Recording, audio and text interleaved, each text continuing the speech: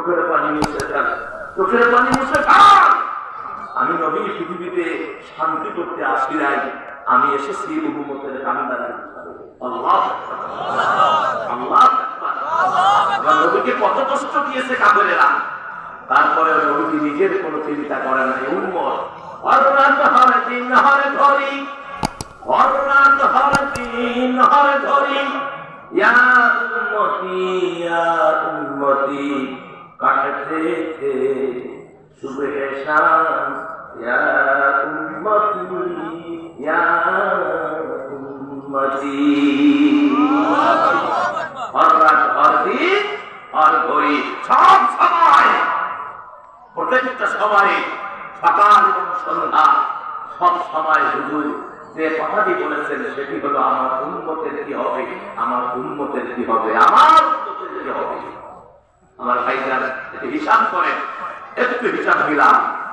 বিধান আমার মুসলমান ভাইয়ারা, কিয়ামতের ময়দানে মা পরিচয় দেবে না, বাবা পরিচয় দেবে না, ছেলে পরিচয় দিবে না, মেয়ে পরিচয় দিবে না, বন্ধু পরিচয় দিবে না। যে বউটার সাথে আপনি একটানা 40 বছর 50 বছর সংসার করলেন, যে বউটা আপনার জানের জান প্রাণের প্রাণ, যে বউ ছাড়া আপনি এক মুহূর্ত থাকতে পারেন না, এত মায়া এত মহব্বত। আমার ভাইয়েরা, কিয়ামতের ময়দানে আল্লাহ বলবে, ও আমার বান্দারে, ওই যে তোর বউ দেখা যায়, যে বউয়ের সাথে তুমি সংসার করেছো, ওই যে তোমার বউ বসে আছে, যাও তোমার দেখি সব ওই জায়গায় তুলে নিয়ে আসো। যখন সে যাবে, বউকে দেখে পরিচয় পাবে, বউয়ের কাছে যাবে, বউ বলবে, কে তুমি, তোমার আমি চিনি না, আমার তো দুনিয়ায় কোনো বিয়ে হয় নাই। বউ বলবে, আমি কুমারী ছিলাম, আমার কোনো বিয়ে করতে হয়নি। যাও সোহকান, সোহকান দূর হয়ে যাও, আমি তোমার চিনি না। তার জন্য ডাকাতি করলে, তার জন্য মানুষ হত্যা করলে, দেশের সম্পদ লুণ্ঠন করলে, বিদেশে পাচার করলে, এই তার জন্য অট্টালিকা তৈরি করলে, সোনা দানা সব জমা করলে বউয়ের জন্য, ছেলের জন্য, মেয়ের জন্য, অথচ কিয়ামতের ময়দানে সব ভুলে যাবে, কেউ আপনাকে পরিচয় দিবে না। আমার মুসলমান ভাইরা, এই দিনকে আপনাকে মানতে হবে, এই দিন মাফিক জীবন করতে হবে। আমি যে আয়াতে কারিমা তেলাওয়াত করেছি, আল্লাহ পাক বললেন যে, ও পৃথিবীর মানুষ শোনো, সূরা নাহল 89 নাম্বার আয়াত, 278 নাম্বার পৃষ্ঠা, 4 নাম্বার লাইন। আল্লাহ পাক বললেন, একটা কিতাব তোমাদের জন্য আমি প্রেরণ করলাম, যে কিতাবটি তাম বিষয়ের জন্য স্পষ্ট বর্ণনাকারী। وَنَزَّلْنَا عَلَيْكَ الْكِتَابَ تِبْيَانًا لِكُلِّ شَيْءٍ وَهُدًى وَرَحْمَةً وَبُشْرَى لِلْمُسْلِمِينَ।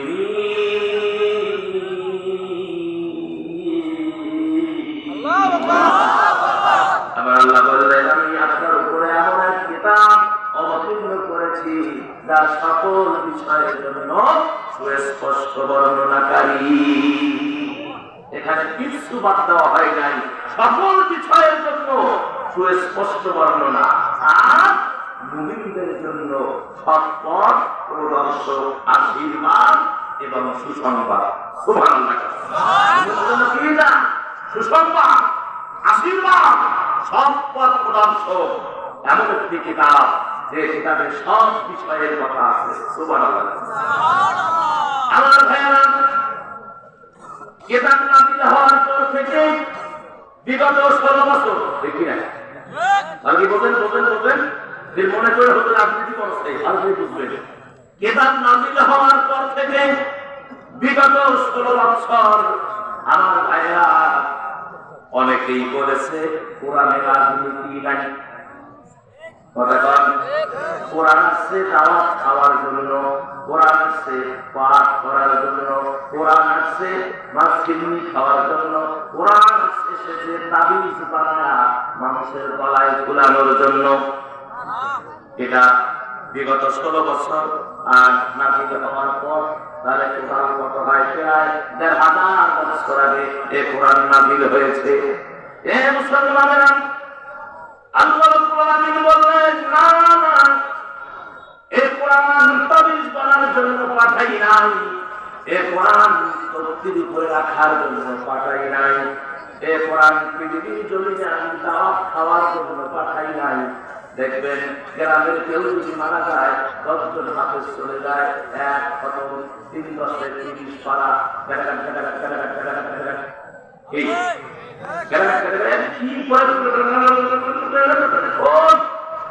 তারপরে আধা ঘন্টা 1 ঘন্টা খাবার হয়েছে, নাস্তা পাইছে, পাইছে দিয়ে বসাই, বসার পরে তারপরে যখন পড়া শেষ হয়ে গেল, মিগাত পাতোয়া পড়িয়ে একটা গরুর গোস্ত, একটা টাটকা গোস্ত, সকালবেলা তো টাটকা গরুর গোস্ত বসে কোরআন শরীফ করছে কি শিষ্যে করা শরীফ সিরিয়া পাড়ায় পাড়ায় 30টা পাড়া বানাইছিল দাওয়াত খাওয়ার। আমি কি হিসাবে রাখবেন? 30টা পাড়া বানাইছে দাওয়াত খাওয়ানোর জন্য, এক একটা পাড়া কোরআন থেকে ছড়ি ছড়িয়ে দেয়া 30টা পাড়া বানাইছে দাওয়াত খাওয়ার জন্য। কোরআন বানাইছে দাওয়াত খাওয়ার কিতাব, কোরআন বানাইছেন তাবিজের কিতাব। অথচ আল্লাহ বলছেন যে কোরআন হচ্ছে সমস্ত বিষয়ে সুস্পষ্ট বর্ণনাকারী। এটা রাজনীতি, অনেক রাজনীতি। বিগত সরকাররা বলেছে কোরআন রাজনীতির কোনো কিতাব না। কোরআন এসেছে বন্ধুরা এটা করবে, আমাদের জন্য দোয়া করবে, আমরা মাঝে মাঝে তা দেখাবো, ওরা আসবে, হাত টাত খাবে, 500 কোটি টাকা দেবো, আর আমাদের গোষ্ঠী সুবিধা সবগুলোকে রান্না করতে দেবে। অথচ আমার ভাইরা, কোরআন যে জন্য এসেছে, আল্লাহ রাব্বুল আলামিন কোরআনের ভিতরে কোনো বিষয় বাদ নাই। যারা এই কথা বলে থাকেন একটু হিসাব শুনে নেন। আমার আল্লাহ কোরআনুল কারীমের সূরা নহল, সূরার নাম কি জোরে বলেন? সূরা নহল 75 নম্বর আয়াত। কয় নম্বর আয়াত? 75 নম্বর আয়াতের ভিতরে আল্লাহ পাক বলেন, ওয়া মা মিন গায়বাতিন ফিস সামাই ওয়াল আরদি ইল্লা ফি কিতাবিন মুবিন। আসমান আর জমিনের ভিতরে ওয়া মিন গায়বাতিন ফিস সামাই ওয়াল আরদি, আসমান আর জমিনের ভিতরে এমন কোনো গোপন খাত নাই যেটা আল্লাহ এই কোরআনুল কারীমের ভিতরে স্পষ্ট করে ঢুকায়া দেন। আল্লাহ সবকিছুর কোটেশন এই কোরআনুল কারীমের ভিতরে দিয়েছেন। আল্লাহু আকবার। আমার ভাইরা, আপনি কি জানতে চান? কোরআনের কাছে আপনি কি জানতে চান? সমাজনীতি, রাজনীতি, ব্যবসায়ীতি, চাকরিনীতি, সিভিক্স, ইকোনমিক্স, আপনি কি চান? কোরআনের সব আছে। আপনার চাইতে দেরি হবে, কোরআনের দিকে দেরি হবে না। আপনার চাইতে দেরি হবে, কোরআনের দিকে দেরি হবে না। বিদায় আমার মুসলমান ভাইরা, এমন একটি কিতাব আল্লাহ আমাদেরকে দিলেন, যে কিতাবটা মানলেই শান্তি, হৃদয়ে তৃষ্ণা, হৃদয়ে শান্তি জমা হয়ে যায়। এই যে দেখেন কি সুন্দর, এই যে দেখেন চুমা দিলাম, ভালো লাগে কি লাগে না? আল্লাহর কালামটা বুকে ধরলে শান্তি, চুমা দিলেও শান্তি, গালে লাগালে শান্তি, কপালে লাগালে শান্তি, মাথায় নিলে শান্তি, পড়লে শান্তি, পড়লে শান্তি, বুঝলে শান্তি। ও আমার মুসলমান, দেখলেও শান্তি। আমার আল্লাহ কয় এমন একটা মুজিজা দিলাম, যে মুজিজা শুধু শান্তি আর শান্তি, নেকি আর নেকি। আল্লাহু আকবার। আল্লাহ তো আরো নবীদেরকে মুজিজা দিয়েছেন, জানেন নাই? কোরআন একটা মুজিজা, আল্লাহ আরো মুজিজা দিয়েছেন। হযরত মুসা আলাইহিস সালাম আল্লাহ মুজিজা দিয়েছেন, লাঠি দিয়েছেন, লাঠি দিয়েছেন। লাঠি দিয়া পাতা পাতা পাড়তেন, বকরি উঠকে দিতেন, দুম্বাতে দিতেন, তারপর লাঠি ছেড়ে দিতেন, সাপ হয়ে যেত, আবার সাপ ধরতে লাঠি হয়ে যেত। তোমার লাগবে না? আমার ভাইয়া, কিন্তু মুসা যখন চলে গেলেন, আরো লাঠি আছে। আমার বন্ধুগণ, বিপদ, ফিরআউন যখন মুসাকে ধাওয়া করল, আমার ভাইয়া লাঠি যেন মুজিজা, ফেরাউনকে মুসাকে খাওয়ানো হলো। মুসা নবী পালালেন না, আল্লাহর আদেশে মুসা আস্তে আস্তে জালিমুল্লাহদের কাছে গেলেন। এবার ফেরাউনের সৈন্যবাহিনী মারধার ভাবে আসতেছে, সজ্জিত হয়ে শস্ত্রে শস্ত্রে সজ্জিত হয়ে মুসা এবং মুসার মুসলমানদেরকে সব শেষ করে দিবি চলে আসলেন। আসতেছে মুসা, দেখতেছে ওই ধুলা দেখা যায়। এখন আল্লাহকে বলে, আল্লাহ আল্লাহ কি হবে? ও আল্লাহ এখন কি হবে? আল্লাহ কয়, মুসা লাঠি সমুদ্রে ফেলে দাও। মুসা কয়, আল্লাহ দেবন আসলে মানুষ লাঠি সেটা হাতে দেয়, আর তুমি বলতেছো লাঠি ফেলে দাও, মানে মারার কথা না। দেবন আসলে কি মানুষ হাতে কিছু দেয় না? অন্তত পারুক না, অন্তত চার পাটাকে খেলা দেবে না। আল্লাহ বলতেছে মুসা লাঠি ফেলে দাও। আর আল্লাহ বুঝে পায় আল্লাহ এটা কি, এটা কি, মানে আমাকে বেশি করে পিঠা দিয়ে বুদ্ধি করতেছে। আমার ভাইরা আল্লাহ কয়, মুসা রে আমার বন্ধু লাঠিটা ফেলে দাও, তারপরে আমার কুদরত দেখো। লাঠি ফেলে দিলেন। মুসলমানদের পালাপালের জন্য আল্লাহ রাব্বুল আলামিন 12টা রাস্তা কংক্রিট আল্লাহ পাক 12টা রাস্তা একবারে তৈরি করে দিলেন। মুসা নবী এবং তার সৈন্য যারা আছে মুসলমানেরা, বনি ইসরায়েলেরা এই রাস্তা দিয়ে পার হয়ে চলে গেলেন ওই পারে। এবার মুসা লাঠি দিয়া ওই রাস্তার উপরে বাইরে যায়, মানে যাতে করে রাস্তা মিলে যায় আর যেন ওই ফেরাউনের মানুষ ফেরাউন তার সৈন্য যেন আসতে না পারে।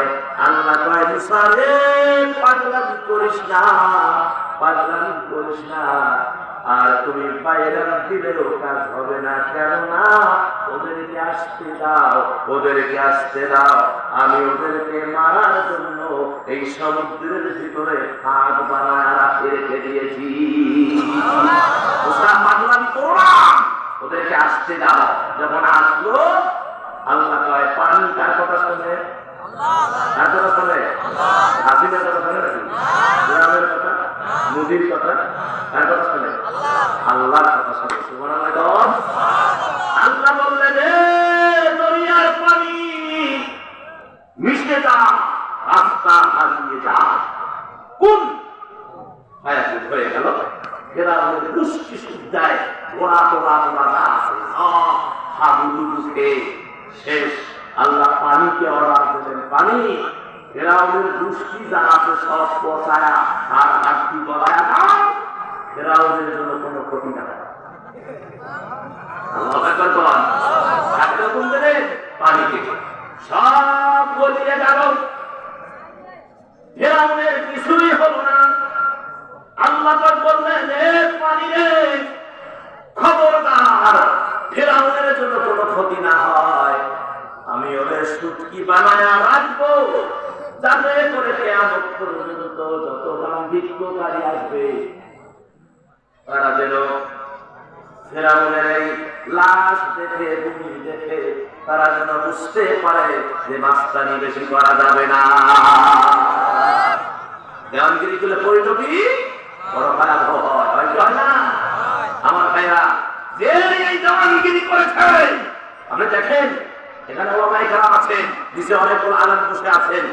আমার ভাইরা ফেরাউনকে আল্লাহ যতদিন যত বছর হায়াত দিয়েছে, লম্বা হায়াত, একটা দিনের জন্য জ্বর সর্দি মাথা ব্যথা দেয়,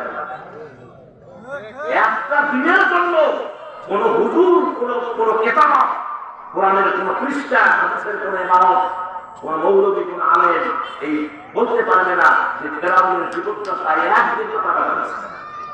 আল্লাহ তাকে কোনো মাথা ব্যথা দেন না। আমার ভাইজান মাথা ব্যথা দেন নাই আমার আল্লাহ, কিন্তু যখন ফেরাউন বলল আমার রব্বুকুমুল আ'লা, আল্লাহ তাই এখন তোমার আর ছাড় দেওয়া যাবে না, তোমার শেষ, তুমি সীমা লঙ্ঘন করে ফেলেছ। ঠিক কিনা? 16 বছর ভালোই আদিত্য করেছো, বৈধ অবৈধ তা সবাই করেছ, যখন সীমা লঙ্ঘন করে ফেলেছ আল্লাহ বললেন আর হবে না, আর হবে না। তোমরা আমার আলেমদের গায়ে হাত তুলেছ, নবীর ওয়ারিসদের গায়ে হাত তুলেছ, তোমরা 7 মাস হেফাজতে ইসলামের যোগ্য যোগ্য আলেমদেরকে গুলি করে হত্যা করেছো, তোমরা সাতটা চক্করকে রক্তে রঞ্জিত করে দিয়েছো। কথা বলে ঠিক কিনা? এই আলেমরা সারা রাত জেগে জেগে আমার তাহাজ্জুদে আমার কাছে কান্দে চোখের পানি ছেড়ে দিয়ে তোমরা তাদেরকে বাঁচতে দাও নাই। তোমার আর এই বাংলার জমিনে, এই বাংলার জমিন যখন আলেমদের রক্তে রঞ্জিত হয়েছে, তোমাদেরকে বাংলার জমিনে আর আমি থাকতে দেব না। কথা বলে ঠিক কিনা? আর ধরে কন ঠিক কিনা? আমার আল্লাহ বাংলার জমিনে থাকতে দেয় নাই। এরা বলে 41 থাকবে, আল্লাহ কত 41 আরো পালা 41 গোষ্ঠী কিনে এখন ভারতে বসে গিয়ে 41 গণ, বাংলাদেশের জমিনে 41 গণ আর হবে না। কথা বলে ঠিক কিনা? তাদের বাচ্চা খাওয়া বই পড়াতে আয় তোর পরিচয় ফিরে ফেলবো। কথা বলে ঠিক কিনা? আমার দেশকে নিয়ে না চিনিমিনি করেছো, আমার দেশের সম্মানকে যারা নিয়ে চিনিমিনি করেছো, আমার দেশের জনগণকে যারা হত্যা করেছো, আমার দেশের আলেমকে যারা হত্যা করেছো, তোমার বাংলায় কোনো ঠাই হবে না, হবে না, হবে না, হবে না। তাড়াতাড়ি দুহাত তুলে দেখা।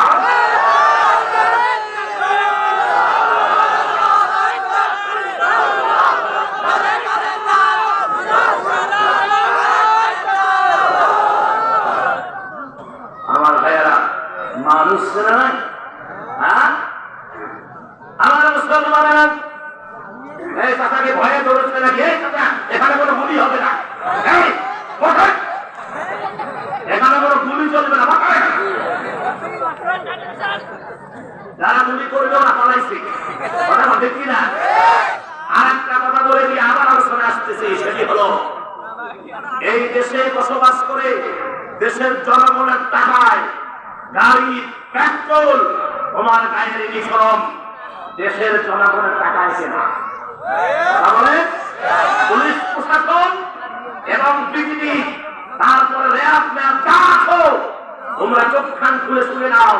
তোমার গায়ের ইউনিফর্ম, তোমার গায়ের যে জামাটা আছে, তোমার বউয়ের যে শাড়িটা কেনা হয়, তুমি যে গাড়িতে চড়ে তুমি ঘোরাঘুরি করো, ওই গাড়ির পেট্রোল এই জনগণের টাকায় কেনা। তোমার বউয়ের শাড়িটা এই জনগণের টাকায় কেনা।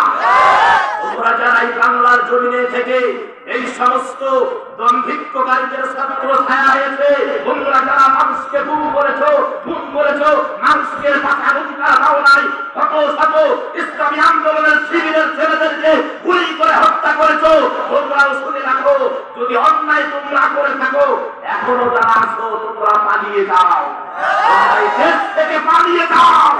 আমাদের দেশে থাকার কোনো অধিকার নাই। আমাদের ঠিক কিনা? আমাদের বলেন ঠিক কিনা? আমার সম্মানিত ভাইয়েরা, মন খারাপ, মন খারাপ করলেন? এটা আমার বলার অধিকার, তাই বললাম। এটা বলার অধিকার ছিল, তাই বললাম। আমি কিন্তু বানিয়ে কোনো কথা বলি নাই। আমি আগেই বলেছি রাজনীতি, রাজনীতি কি বলে তো নেই, রাজনীতি কার সাথে কার বিরুদ্ধে কথা বলে, কথা বলে ঠিক কিনা? আমার সম্মানিত মুসলমানেরা, আল্লাহ রাব্বুল আলামিন মুমিনদের কথা আমি বলতেছিলাম, কথা বলেন ঠিক কিনা? এই কোরআনে আল্লাহ কিছুই বাদ নাই। وَنَزَّلْنَا عَلَيْكَ الْكِتَابَ تِبْيَانًا لِكُلِّ شَيْءٍ وَهُدًى وَرَحْمَةً وَبُشْرَى لِلْمُسْلِمِينَ।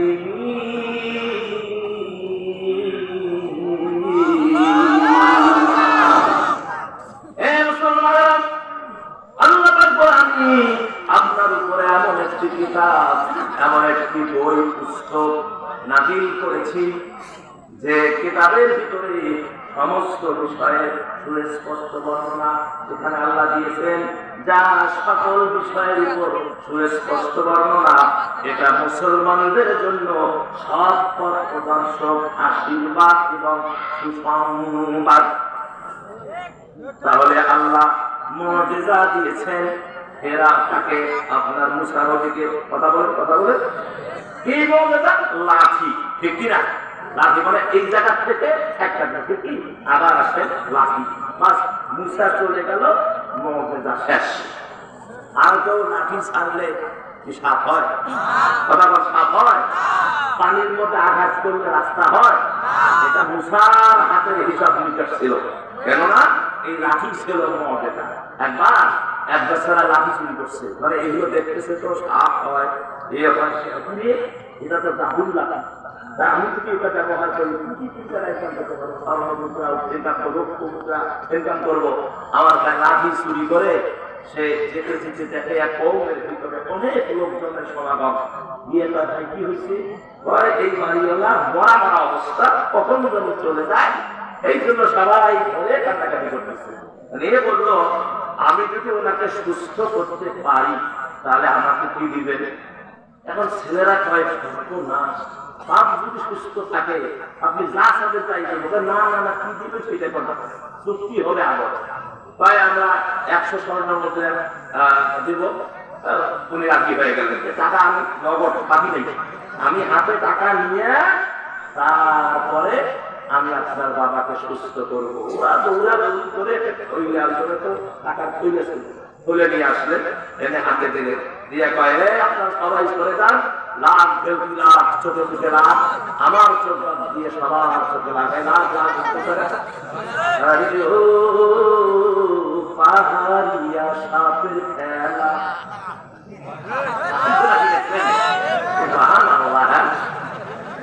এগুলো রাস্তাঘাটে বাজারে হুজুর কথা বলে, কি বলে না, বলে না। লোকজন সরে গেল, এবার লাঠির কেরামতি, লাঠির মর্যাদা দেখাবে।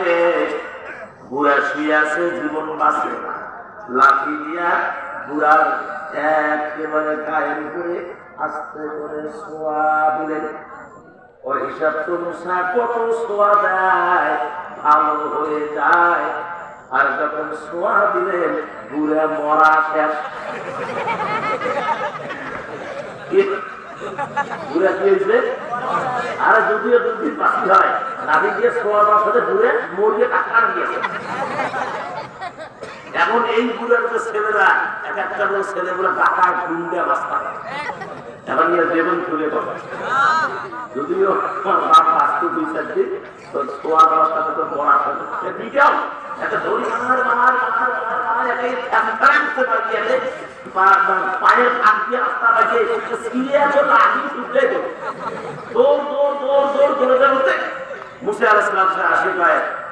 আমি রাতে আল্লাহ নবী মুসা, এই যে তোমার লাঠি তোমার বড় খেলাম, তার কারণ যে মারতে মারছে আর কিছু তো পারলে আনছে মুসাকে লাঠি কই না, কারণ লাঠি আমি চুরি করতে মুসাও জানে, মুসা জানতো লাঠি আসলে টাকা পাবো, পরে দেখে লাঠি ওর হাতে লাঠি লাঠি করতে লাগে, আমি চুরি করছি।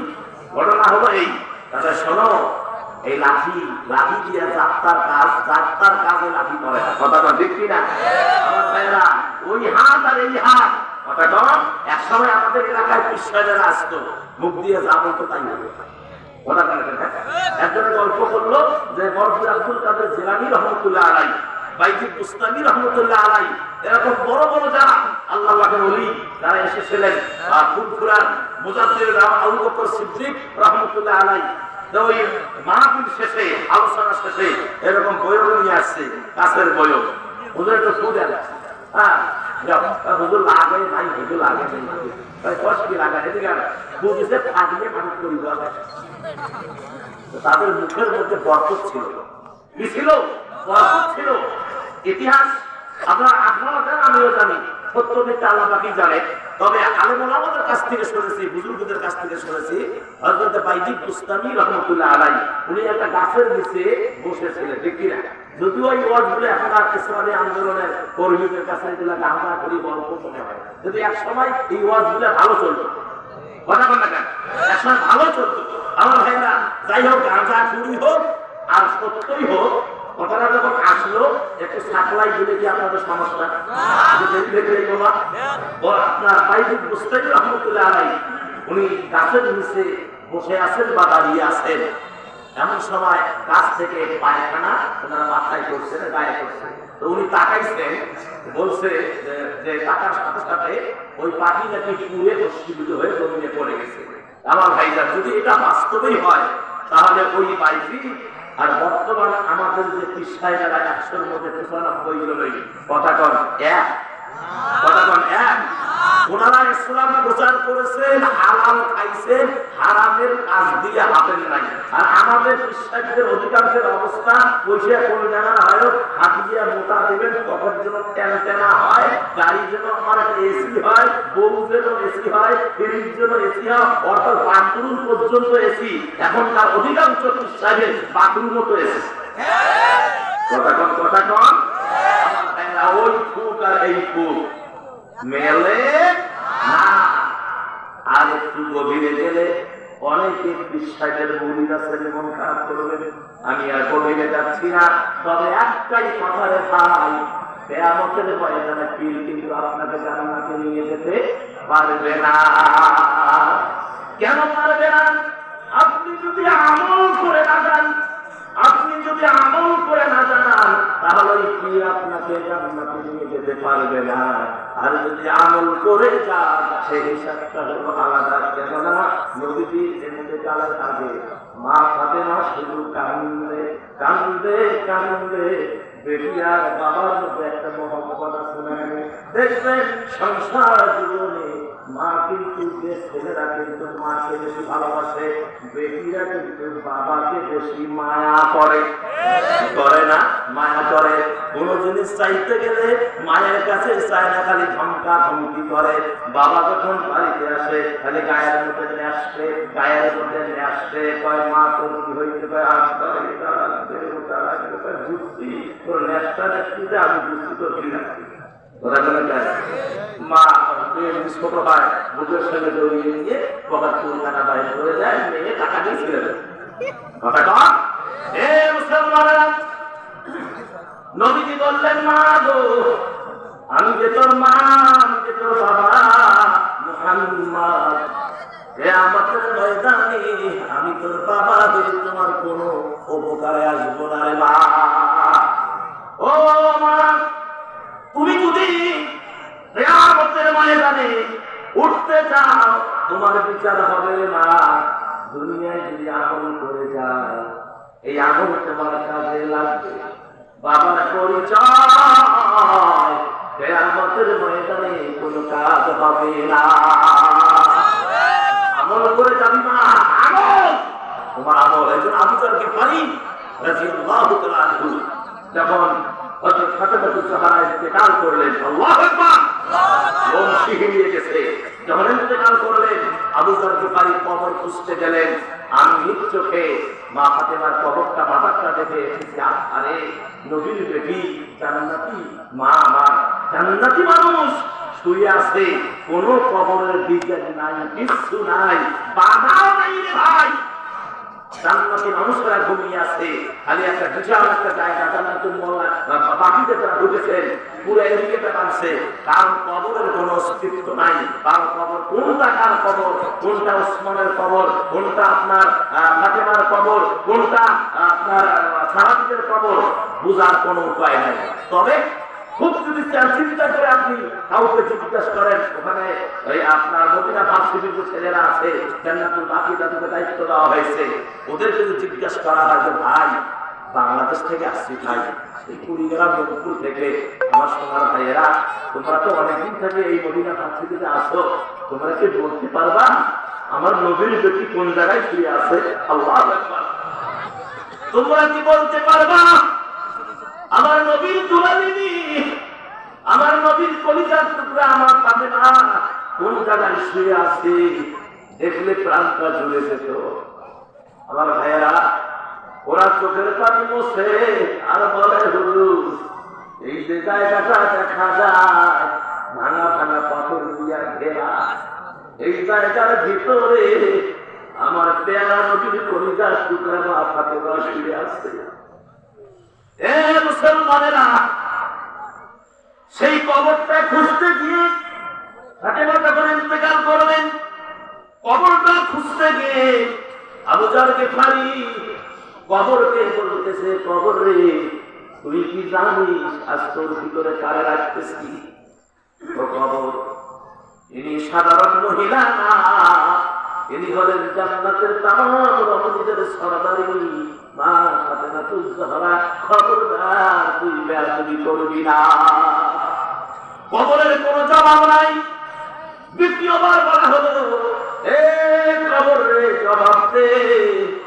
তোমার ভিতরে তাই রাখতেছি, তুমি কি তারে চেনো না? এটি হলো হযরত আলী কারামাল্লাহু ওয়াজহু। তামাম কাফের বেঈমান মুশরিকদের জন্য আমার আল্লাহ যারে বাগ বানায়া পৃথিবীর জমিনে প্রেরণ করেছেন, সেই আলীর স্ত্রী হযরত ফাতেমাতুজ জাহরা খবরদার বেয়াদবি করবি না। কবরের জবাব নাই। এবার বললেন, কবর রে, তুমি কি জানো তোমার ভিতরে কারা রাখতেছি? দুই ইমাম, হযরত ইমাম হাসান ইমাম হুসাইনের জননী হযরত ফাতেমাতুজ জাহরা খবরদার বেয়াদবি করবি না। কবরের জবাব নাই। চতুর্থবার বললেন, ও কবরের জবাব দে, ভয় পাইলি নাকি? জবাব দে, তুই কি জানিস তোর ভিতরে কারা রাখতেছি? তামাম কুল কায়নাতের কলিজার টুকরা আমার পেয়ারা নবী মুহাম্মদ রাসূলুল্লাহ সাল্লাল্লাহু আলাইহি ওয়াসাল্লামের মা অর্থাৎ মেয়ে বেটি ফাতেমাতুজ জাহরা খবরদার বেয়াদবি করবি না। এবার কবর জবাব দিচ্ছে, এ আবুজার গেফারি শোন, আমি নবীর বেটি চিনি না, আলীর স্ত্রী চিনি না, হাসান হুসাইনের মা চিনি না, জান্নাতের সরদারের চিনি না। আমার ভিতরে যে আসবে আমি কবর দেখতে চাই, তার আমল ঠিক আছে না নাই? আমল যদি ঠিক থাকে আমি কবর তার সম্মান করব। আমলে যদি গরমিল হয়, ও আবু যর গিফারি, নবীর বেটি হলেও আমি ক্ষমা করব না। এ খুনিয়া গাছের মায়েরা, তোমাদের পায়ে ধরিব না। নবীর বেটির ব্যাপারে যদি কবরের কথা বলে গো মা, তাহলে আপনি বলেন মা, কেমনে কবরে যাবেন রে মা? এই গুনাহ দিয়ে কেমনে আমার আল্লাহর সামনে মুখ দেখাবেন? এই গুনাহ নিয়ে কেমনে আমার নবীর বেটির সামনে মুখ দেখাবেন? বিধায় মা, দুনিয়ার এই সামান্য জিন্দেগি, রং তামাশার জিন্দেগি, ও মা, আল্লাহ কোরআনে স্পষ্ট করে বলেছেন, ওয়া নুআম্মিরহু নুনাক্কিসুহু ফিল খালকি আফালা ইয়াকিলুন।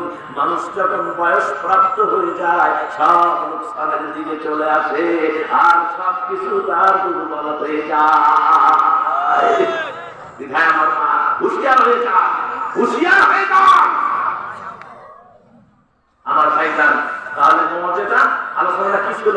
মুআজিজা। দুই নম্বরে আছেন হযরত দাউদ আলাইহিস সালাম।